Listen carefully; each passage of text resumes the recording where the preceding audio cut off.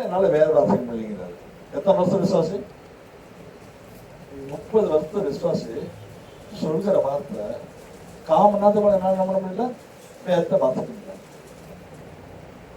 வேதத்தை வாசிக்காம தியானிக்காம மணிக்கணக்கில் உட்காராம இருந்தா நீ தேவனை மட்டும் வஞ்சிக்க, உன்னை நீயே வஞ்சித்துக் கொள்கிறாய் என்று அர்த்தம். அதுக்கு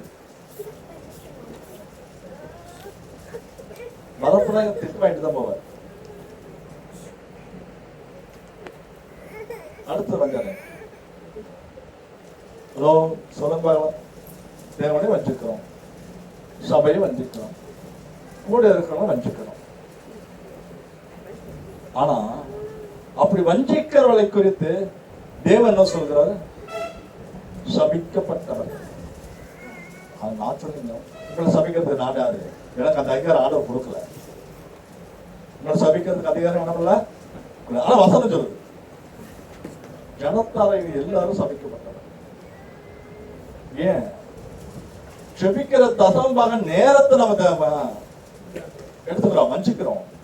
அது மற்ற நேரம்லாம் இது பண்றோம். ஆனா ஞாயிற்றுக்கிழமை முழுசா, அதாவது இந்த மளிகடை வச்சிருக்கோம், ஒரு ஒரு ஒரு இது சொல்லணும். ஒன்னா முழுசா ஞாயிற்றுக்கிழமை ஃபுல்லா லீவ் விடுங்க, அல்லது வெள்ளிக்கிழமை லீவ் விடுங்க. அந்த நாள்ல தேவனுக்குரிய காரியங்களை நிறைய பண்ணுங்க. இதையும் பண்ணி அதையும் பண்ணிட்டு இருக்காதீங்க.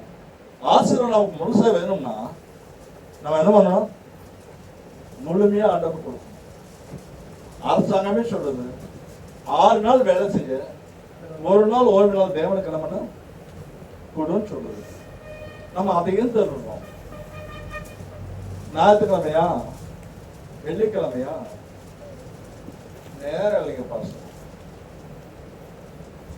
எல்லாருமே அப்படிதான் பண்றோம், எல்லாருமே அப்படிதான் பண்றோம்.